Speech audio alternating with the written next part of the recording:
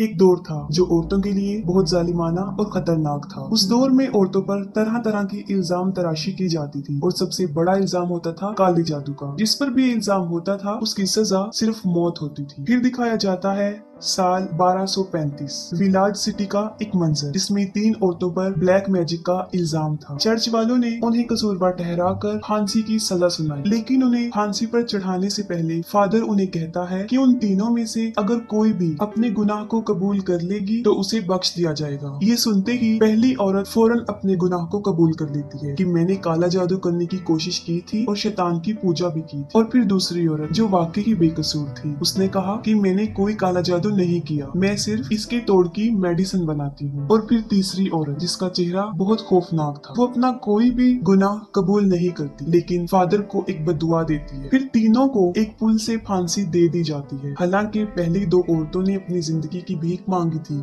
लेकिन उस दौर में काले जादू की सजा सिर्फ मौत थी। फांसी देने के बाद सिपाही उनकी डेड बॉडीज को नदी में लटका देते हैं और फिर वहां से चले जाते हैं, लेकिन उन्हें फादर रोक लेता है और कहता है कि हम इनकी डेड बॉडीज को ऐसे ही नहीं छोड़ सकते और काले जादू की असरात को भी खत्म करना है, जिसके लिए उसे सालोमन की एक किताब से कुछ अल्फाज उनकी डेड बॉडीज पर बोलने होंगे, वरना इसका नतीजा बहुत बुरा निकल सकता है। लेकिन सिपाही इन बातों पर बिलीव नहीं करते थे। वो पादरी की कोई बात नहीं सुनते और वहां से चले जाते हैं। लेकिन फिर जब आधी रात होती है तब फादर सालोमन की वो किताब उस नदी पर लेकर आता है और एक एक करके उन औरतों की डेड बॉडीज को बाहर निकालता है। फिर उनकी डेड बॉडीज पर कुछ अल्फाज बोलता है जिसे मंत्र कहा जाता है। उनमें से 2 औरतों की डेड बॉडीज में से तो शैतान चला जाता है, लेकिन तीसरी औरत जिंदा हो जाती है। लेकिन अब वो एक खौफनाक शक्ल की विच बन गई होती है और फादर को ही मार के पुल से लटका देती है। और फिर काफी साल गुजर जाने के बाद 13वीं सदी दिखाई जाती है और उस दौर में जंगों का आगाज हो चुका होता है और चर्च की तरफ से लाखों की तादाद में लोग जंग के लिए शिरकत करते हैं। लेकिन उनमें सबसे ज्यादा जो बहादुर थे वो 2 सैनिक थे जिन्होंने तकरीबन हर जंग में ही बड़ी बहादुरी के साथ शिरकत की थी। वो दोनों आपस में फ्रेंड्स होते हैं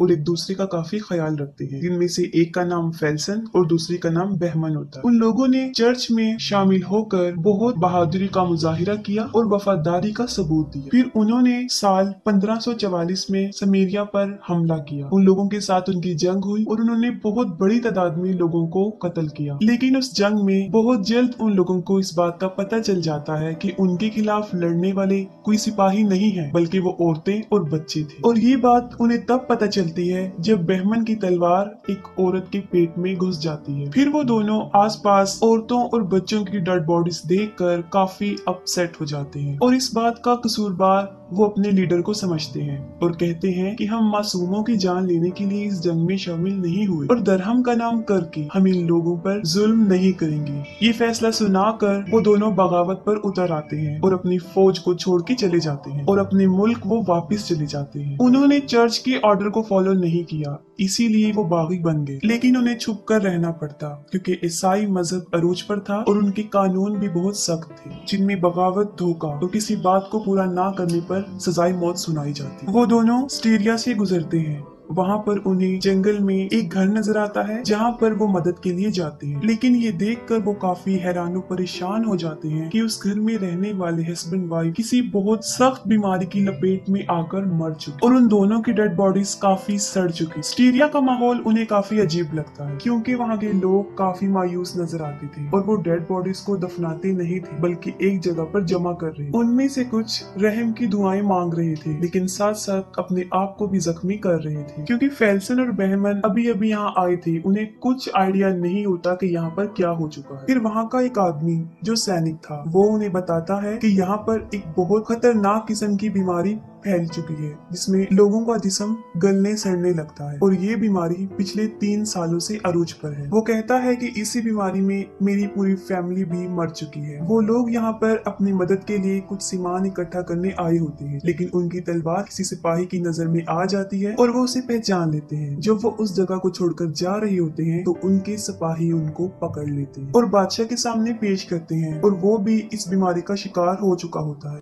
बादशाह को फेल्सन और बहमन के बारे में पता होता है कि वो दोनों बहुत बहादुर सोल्जर हैं लेकिन अब वो बगावत पर उतर आए हैं। बादशाह उन्हें बताता है कि ये बीमारी जहन्नुम से आई है, जिसे एक औरत इस दुनिया में लेकर आई है और उसे हमने कैद किया हुआ है, और कहता है कि इसका तोड़ सिर्फ सालोमन की किताब में है, और वो किताब भी जेवरिक में है, और इन बीच को जेवरिक ले जाना होगा। तो वहाँ के लीडर्स इस बात को डिसाइड करेंगे कि इनके साथ क्या करना है, लेकिन हमारे सिपाही ये नहीं कर सकते क्योंकि हमारे सिपाहियों पर इसका असर जल्दी हो जाता है। वो ऑफर करता है कि अगर तुम ये काम कर दो तो चर्च तुम्हारे सारे गुनाह माफ कर देगा, लेकिन बहमन इसको करने से इनकार कर देता है क्योंकि अभी भी उसके दिल में आखिरी जंग का अफसोस था। उनका इनकार सुन के बादशाह को गुस्सा आ जाता है और वो उन दोनों को एक जेल में कैद करवा देता है, लेकिन उस जेल में वो विच भी होती है। वो लड़की देखने में विच नहीं लग रही थी, लेकिन बहमन को उस पर तरस तब आता है जब आधी रात को वो अपने जख्मों की वजह से कांप रही होती और रो रही होती है,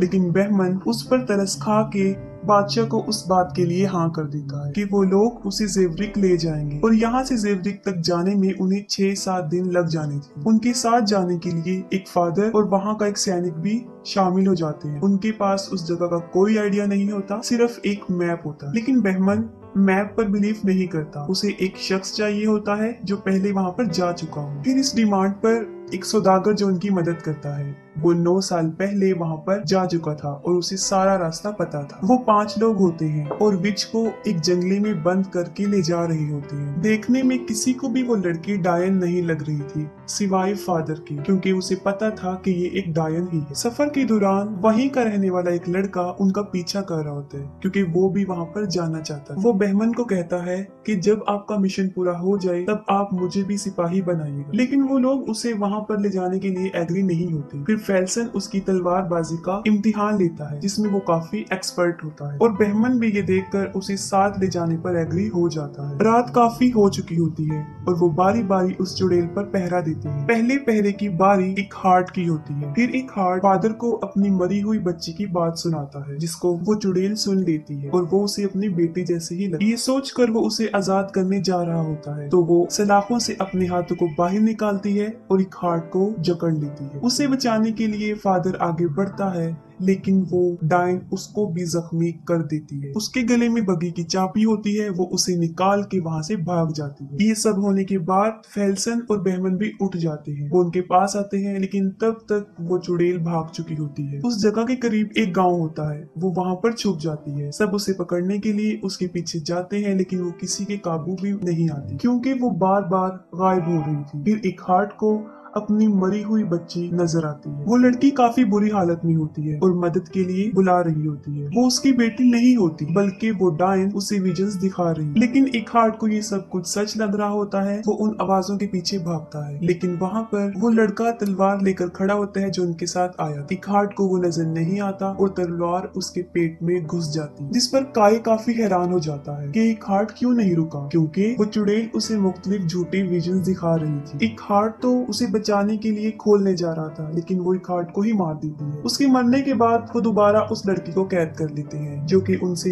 काफी मिन्नतें करती है कि उसे छोड़ दिया जाए, और उसे दोबारा जंगले में बंद कर दिया जाता है। फिर फादर उन सबको समझाता है कि वो कोई भी अपने दिल की बात शेयर ना करे, क्योंकि वो डायन उसे हमारे खिलाफ ही यूज कर सकती है और ये हमें अजीब चीजें भी दिखा सकती है और हमें आपस में लड़वा भी सकती है। सफर करने के दौरान 2 पहाड़ों के बीच एक गहरी खाई आ जाती है, लेकिन उसके ऊपर से गुजरने का जो रास्ता था वो रस्सियों का बना हुआ एक बहुत पुराना पुल था, लेकिन वो काफी कमजोर था। उन लोगों के पास घोड़े के पीछे सलाखों वाली एक बहुत भारी सवारी होती है जिसमें वो डायन कैद होती है, लेकिन अपने सामान के साथ उस जगह को पार करना काफी मुश्किल था। वो एक एक करके पुल को पार कर लेते हैं और सबसे आखिर में उस गाड़ी को ले जाते हैं, और काफी मुश्किल पेश आती है उन्हें ये सब करते हुए, और वो पुल भी टूट जाता है। फिर वो एक घने जंगल में दाखिल होते हैं। उस जंगल को खतरनाक जंगल समझा जाता था क्योंकि जो भी वहाँ पर आया वहाँ से बचकर नहीं गया। वहाँ पर बहुत फॉग थी और वो अपनी रात गुजारने के लिए उस जंगल में ही रुक जाते हैं। उन्हें कोई रास्ता भी नजर नहीं आ रहा था और सौदागर को सारी रात नींद नहीं आई, क्योंकि जैसे ही वो सोने के लिए आंखें बंद करता था उसे डरावने ख्वाब आना शुरू हो जाते। ये सब कुछ वो डायन कर रही थी, और जब सौदागर से ये तकलीफ बर्दाश्त नहीं हुई वो अपनी तीर कमान लेता है और उस डायन को मारने की कोशिश करता है, जिस पर बहमन उसको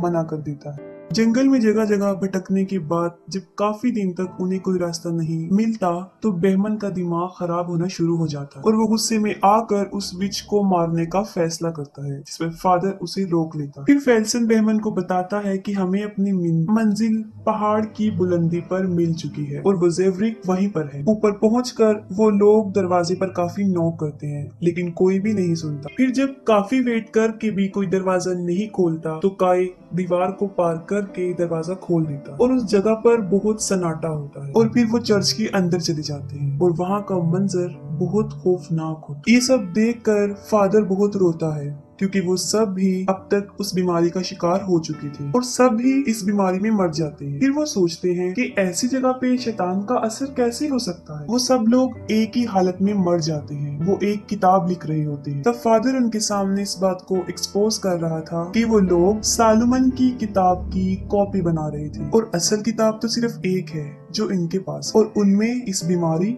और शैतान के असर को खत्म करने के कई मंत्र थे। उन लोगों को यहाँ पर आने से बहुत उम्मीदें होती हैं, जिस पर बहमन कहता है कि यही हमारे पास लास्ट होप है और कहता है कि वो लोग मर गए हैं, वो बड़ी बदकिस्मत थे, लेकिन अब तुम ही हो जो हमें इस मुसीबत से निकाल सकते हो। फिर पादरी उस किताब को खोलता है और मंत्र पढ़ना शुरू करता है, लेकिन उस डायन पर इसका कोई असर नहीं होता और डायन की आवाज मर्दों जैसी हो जाती है और वो बहमन की सारी बुराइयों को वहाँ पर एक्सपोज कर देती है। उस डायन के अंदर एक शैतानी रूह होती है और वहीं पर सारे राज फाश हो जाते हैं और फादर फौरन समझ जाता है कि ये कोई डायन नहीं है बल्कि इसके अंदर किसी शैतानी रूह का कब्जा है जो जहन्नुम से आया है और इसी ने ही वो बीमारी फैलाई है और अब जहन्नुम से निकल के वो इस दुनिया में आना चाहता है। फादर का गैस बिल्कुल ठीक होता है और वो डीमन की मंत्र बोलना शुरू करता है, जिससे फौरन डीमन पर असर होना शुरू हो जाता है और फिर उसका असली शैतानी रूह सबके सामने रिवील हो जाता है, बहुत खौफनाक शक्ल वाला। वो उन सलाखों को पिघलाकर वहाँ से उड़ जाता है, लेकिन काय मंत्र पढ़ना नहीं छोड़ता। मंत्र के कंप्लीट होते ही डीमन के अंदर